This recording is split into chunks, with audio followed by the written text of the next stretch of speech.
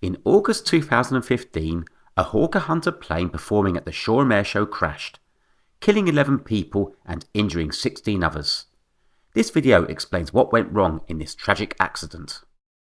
The Shoreham Airshow was an annual airshow held every year at Shoreham Airport, otherwise known as the Brighton City Airport, on the south coast of England. The event was organised by volunteers from the local branch of the Royal Air Forces Association. It drew large crowds and had flying and static displays by a variety of aircraft such as fast jets, military helicopters, aerobatic aircraft and historic planes. 22nd of August 2015 was the first day of the two-day airshow. The Hawker Hunter plane involved in the accident was the first display of the afternoon, following the morning session which had already featured performances including the Blades aerobatic team and the RAF Falcons parachute display team. The Hawker Hunter is a British jet-powered fighter aircraft that was designed and manufactured by Hawker Aircraft.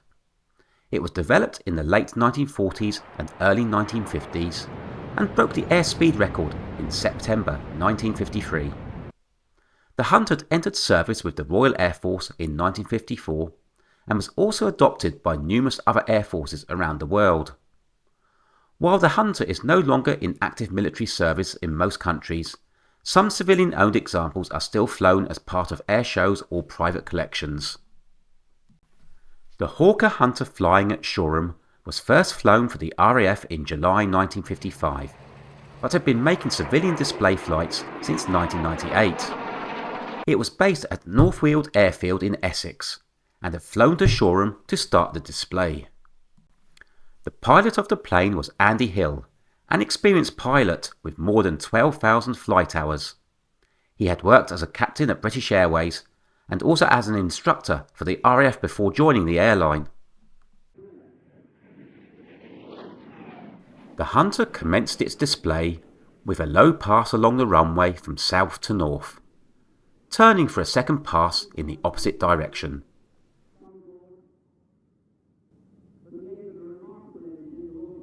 As it neared the airport, it pulled up into an inside loop. It reached its apex and then attempted to complete the loop.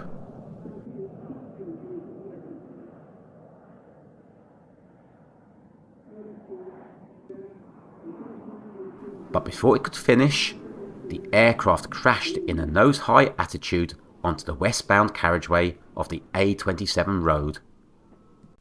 The aircraft broke into 4 parts on impact: cockpit, left wing and main body, tail and right wing, destroying several cars in the process. Fuel escaping from the fuel tanks ignited in a large fireball and a plume of smoke immediately following the impact. 11 people on the ground were killed and 16 others were injured. Some of the victims were watching the airshow from the side of the A27 looking towards the airfield.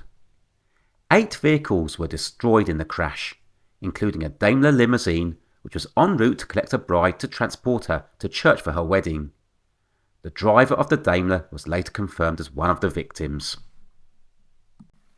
Miraculously, the pilot Andy Hill was thrown clear of the wreckage, still strapped to his ejector seat. He was taken to hospital with serious injuries and put into a medically induced coma, but was eventually released from hospital 1 month later. The Air Accident Investigation Branch conducted a thorough investigation into the accident and released its report 2 years later, including a video explaining what went wrong.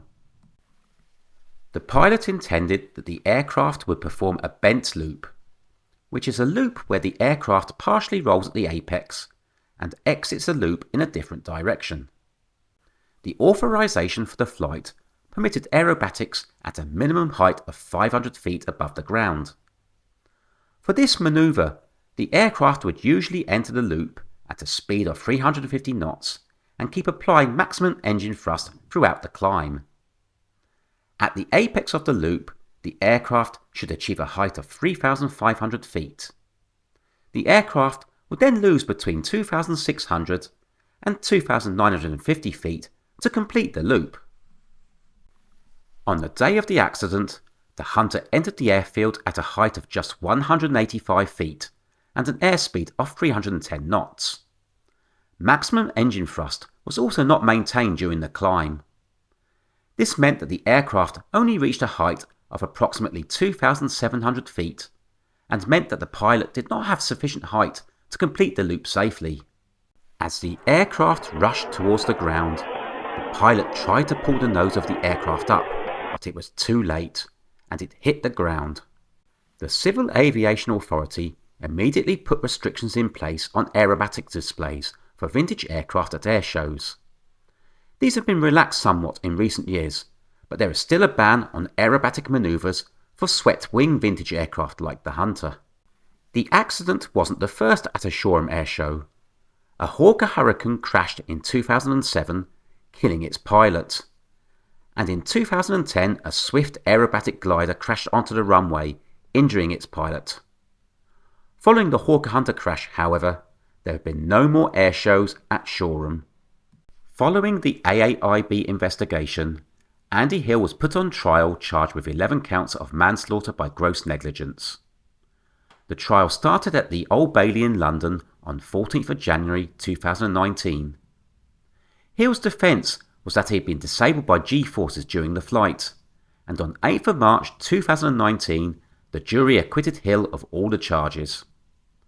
However, a later coroner's inquest in 2022, which has a lower standard of proof than criminal cases, ruled that the victims were unlawfully killed. And that concludes the sad tale of the Shoreham Airshow crash. Did you agree with the verdict of the jury in the trial? Leave a comment below with your thoughts. And if you enjoyed this video, please like and subscribe and leave any comments on what you would like me to cover in future videos. Thank you for watching.